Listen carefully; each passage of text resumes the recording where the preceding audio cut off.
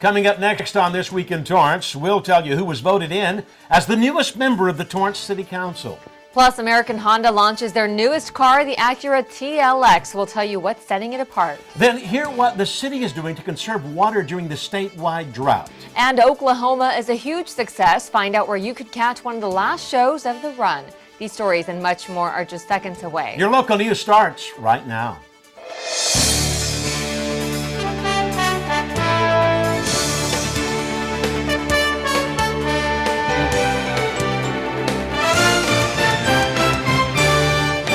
Hello, everyone, and welcome to This Week in Torrance. I'm Jin Chun. And I'm Ben McCain. Thanks for joining us. Here are your top stories. There's a new member on the Torrance City Council, and his name is Mike Griffiths.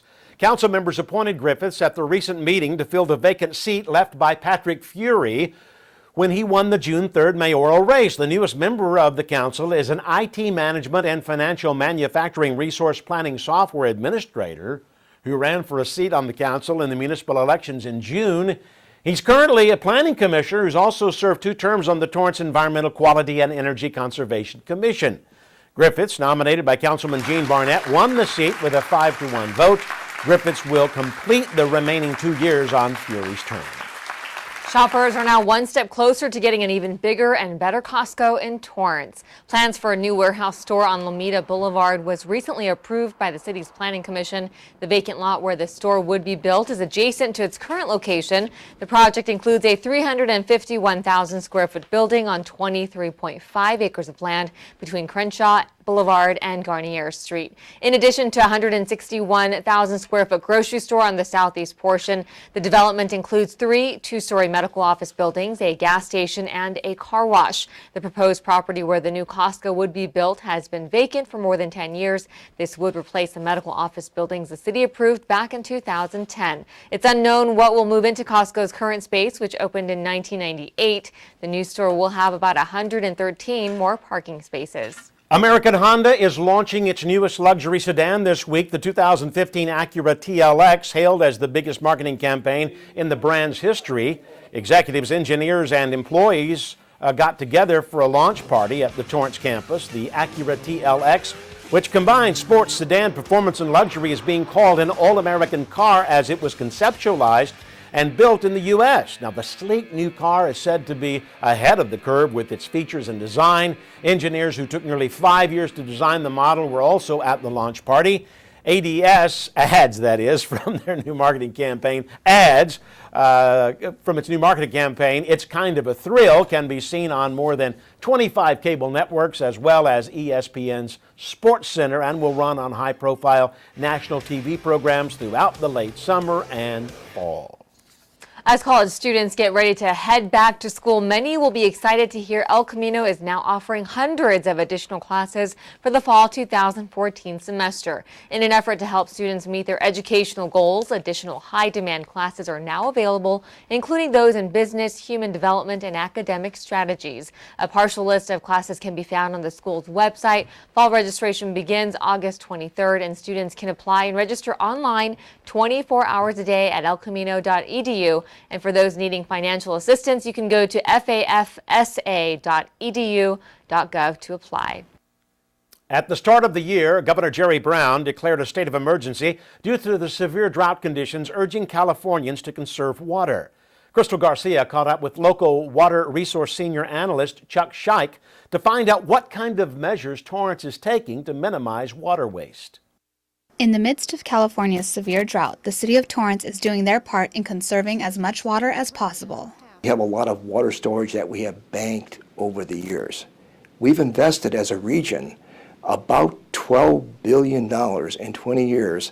With outdoor watering consuming about 40 to 50% of all water use, the city is regulating its residents, just like many other cities started to do on August 1st, when the state water ordinances kicked in. It limits watering to 3 days a week. We don't specify which 3 days. You can't water between the hours of 9 a.m. to 5 p.m. You can only water a maximum of 15 minutes per area. In addition to the conservation ordinance, the city also offers incentive programs for residents and businesses. One of the newest programs is a turf removal program. And this program will pay you $2 per square foot to remove your turf and plant California-friendly, drought-resistant plant materials. The other major way the city is working on stretching their water supply is through local diversification. We're going to develop more local supplies to replace these vulnerable imported supplies, which are subject to the drought conditions. Those local supplies include new wells that are being built in North Torrance to utilize the groundwater underneath the city. The city also has a groundwater desalter that takes saline out of water to make it usable. Currently, the desalination plant here in Torrance provides the community with 7% of its water. In the next 2 years, the facility will expand to bump that number up to 20%. Torrance's core usage of water has gone down about 5%, and officials hope to increase that percentage with continued help from residents. For Torrance City Cable, I'm Crystal Garcia. Thanks, Crystal. To find out how you can help conserve water or take advantage of the water incentive programs, go to bewaterwise.com. Well, still ahead, gourmet food, live music, silent auctions, and much more, all for a great cause. Plus, Teen Vogue partners with Del Amo to bring fall fashion hits to the runway in Torrance. Here's to the things that can keep us safe. Those we use all the time with hardly a thought. Those that are silently standing by to save our lives. And now, those that we carry with us everywhere we go. Many mobile devices will now bring you wireless emergency alerts, real-time information directly from local sources you know and trust. With the unique sound and vibration, you'll be in the know wherever you are. If you keep tanning, indoors or out, the effects of harmful rays will show up on your skin. Wrinkles, age spots, and an increased risk of melanoma, the second most common cancer in women 15 to 29. Stop tanning. Time may not be on your side. Learn how to protect your skin at spotskincancer.org. A message from the American Academy of Dermatology. And everybody thought. A local organization benefited greatly thanks to sponsors, generous donors, and the help of a local chef and businessman. Hundreds gathered under the big white tent at the Depot restaurant to help raise much-needed funds for the Toberman Neighborhood Center, and Chef Michael Schaefer hosted the fundraiser with gourmet food and an open bar, live music, and a silent and live auction. 100% of the proceeds from this event went to the organization, particularly programs designed to help at-risk. They have a center located here in Torrance that needs support for children who have gang violence in their neighborhood, and this will help them. We're hoping to raise about $100,000. It's important for the services they provide to the families that are in crisis. That's one of the things that's dear to my heart. In case you missed this event but would like to get involved or learn more about the programs at the Toberman Neighborhood Center, go to toberman.org. It's back to school season, and Torrance teens got a real treat recently. Hundreds filled the outdoor village at Del Amo Fashion Center for a star-studded fashion show. Teen Vogue's editor-in-chief Amy Ashley, along with actress Debbie Ryan, the star of Disney Channel's Jessie, welcomed nearly 300 fashion fans to the mall for their third annual Back to School Saturday kickoff event. The fashion show featured clothing from clothes in the mall, and guests were also given special discounts on the products being modeled. And if that wasn't enough, fans went crazy for the Australian superstars Janoskians as they performed.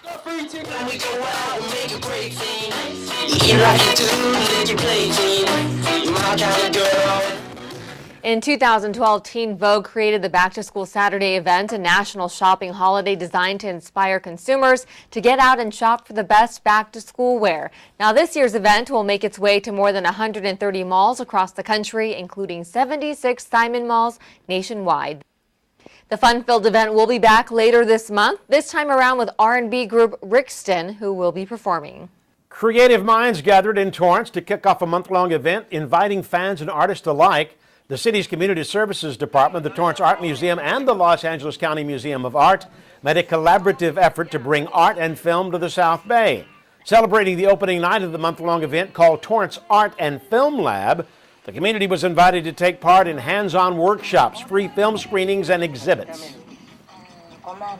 We're offering different film screenings. We're also offering chances for people to have hands-on workshops where they can use equipment and technology to make creative projects. And we're also offering the chance for people to record their own oral history or to interview a friend, and they can take those recordings back home with them. We've identified different places where the museum wanted to form relationships with people, and Torrance was a place where we said we want to get to know the people here a little bit more. We want to build relationships so that people know a little bit about what the museum has to offer. From now through Saturday, September 6th, the 5-week pop-up art initiative will be available to see and visit at Wilson Park and the Torrance Art Museum.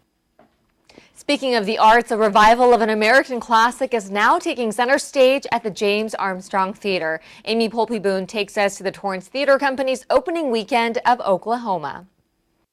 So it's the Torrance Theater Company's 15th anniversary, and we wanted to do something really big and exciting to kick off that 15th anniversary season, so we chose Oklahoma. This Rogers and Hammerstein Pulitzer Prize-winning play takes place on the Oklahoma Territory with 3 couples vying for one another's love, as the art imitates life. We always like to say in theater we are a big family, and this time we kind of took it literally. The leads in the show, the 2 actors that play Lori and Curly, are actually newlyweds. With over 8 weeks of rehearsals, this production features 28 cast members, many of them local, a 19-piece orchestra, and a set with an interesting bit of history. And we also have a lovely set that actually is from the 1998 revival that happened, that Susan Stroman had directed, that featured Hugh Jackman. We brought in a lighting designer who's brilliant, Casey Gusler, who is just impeccable at what he does, Rick Heckman with this 19-piece orchestra in the pit, and then this wonderful group of actors. It is just really elevated, I think, a little bit above what we have maybe done in the last few years. Spending countless hours and tirelessly working together, the producers and castmates spent many late nights at the theater perfecting their craft. There were people maybe that weren't as strong as a dancer maybe, but they got to kind of learn as they were going through the process. So it was almost like, in some ways for some people, a master class to work with a choreographer of Casey's caliber. And on opening night, the show was a huge success. The amount of work that they've put in is quite incredible, and I think that it really translates. When people come to see the show, they will see just how hard these people have been working to put forth a really polished and beautiful and professional looking production. For Torrance CitiCABLE, I'm Amy Polpey-Boone. Thanks, Amy. You can catch the last show of Oklahoma at the James Armstrong Theater on Saturday, August 23rd. Now, for ticket information, you can call the box office at 310-781-7171 or go to torrancetheatercompany.com.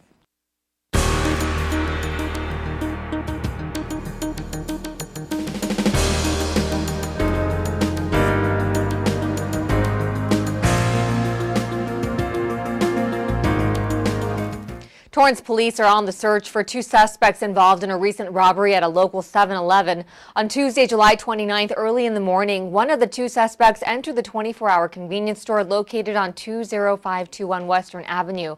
Now, that suspect captured in the surveillance video showed a handgun to one employee who was stocking shelves and told him to hand over the cash in the register as well as a safe. Now, the suspect fled shortly after and was last seen running eastbound across Western Avenue towards 206th Street.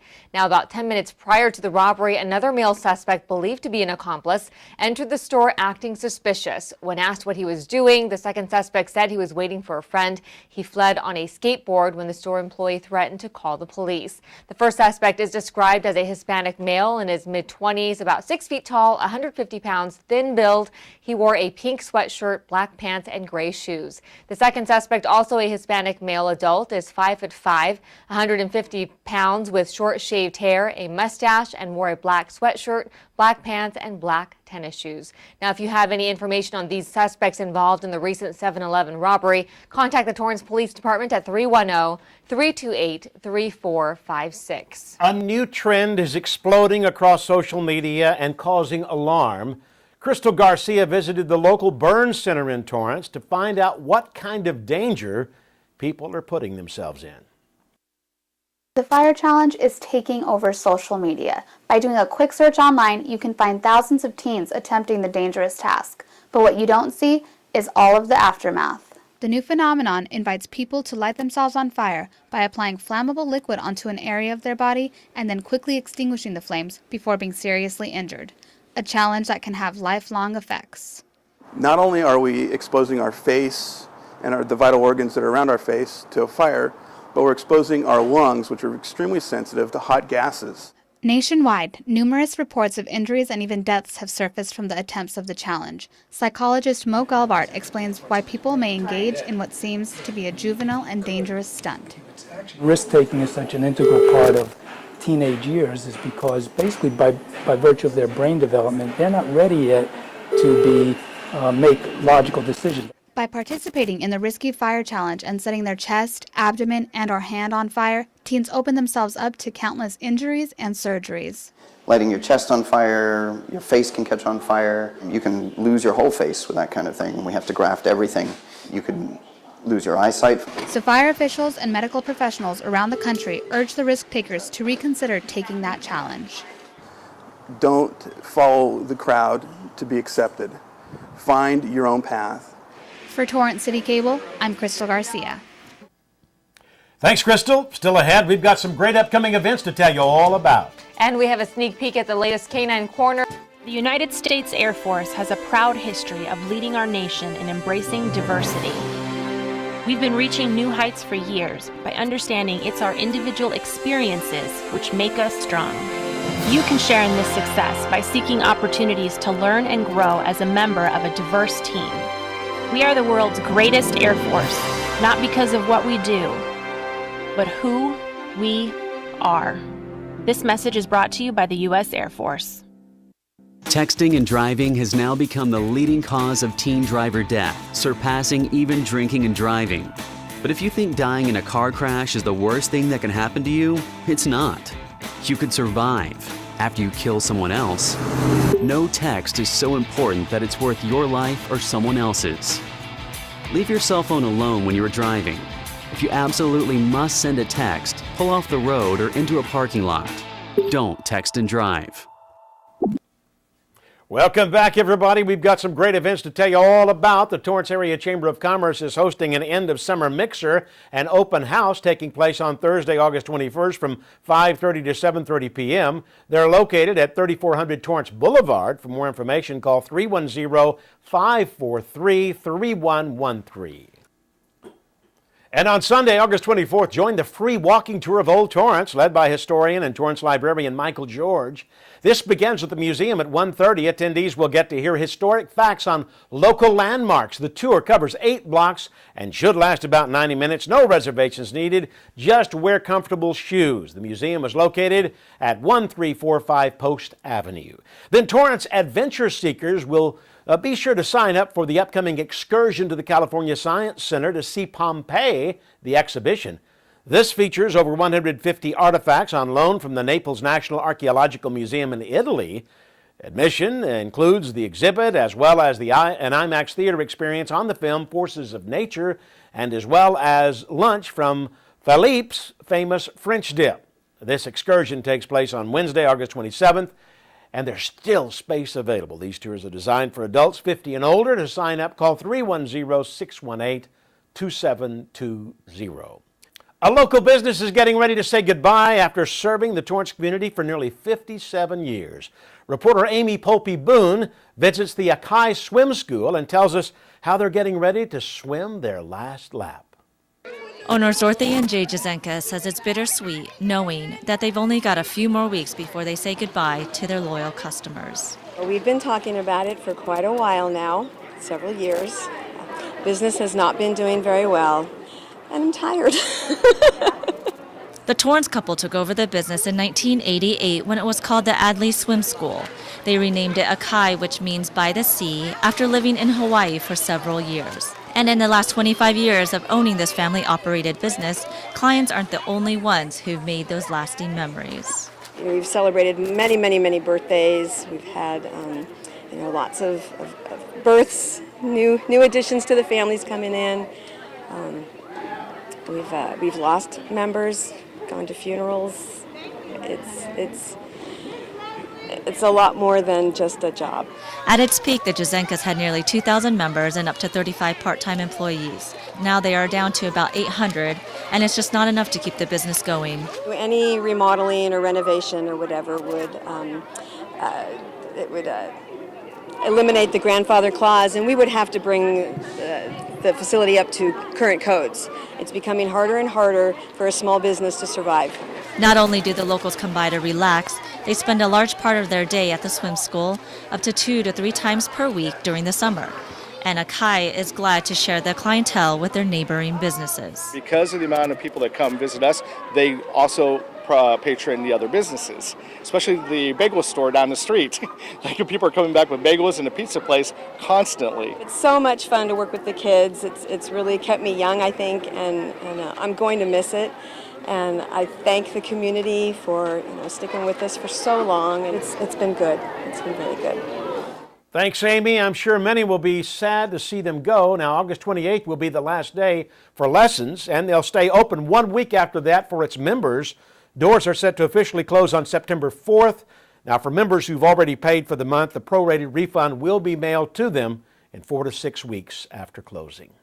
Well, Jen, before we go, I know we have a sneak peek at the next episode of K9 Corner. That's right, Ben. And our new host and producer, Rhianna Trutanich, brings us the latest in summer safety for our pets on this next episode. Hi there, I'm Rhianna Trutanich, your host for K9 Corner, the show that your dog will give 2 paws up. Now, the dog days of summer may be upon us, but don't worry, we have you and your canine companion covered. We'll tell you the best ways to keep your dog cool during the summer heat, and we stopped by our Lean Winds Hydro Fitness class at the VCA Kennel Club. Denise Fleck is here to tell us all about pet safety and pet first aid. K9 Corner airs daily at noon and 8 p.m. Well, that does it for us on This Week in Torrance. I'm Ben McCain. If you've missed any portion of our show, you can catch us again at 11 a.m. and 6 p.m. And I'm Jin Chun. Thanks for joining us. We'll see you next time.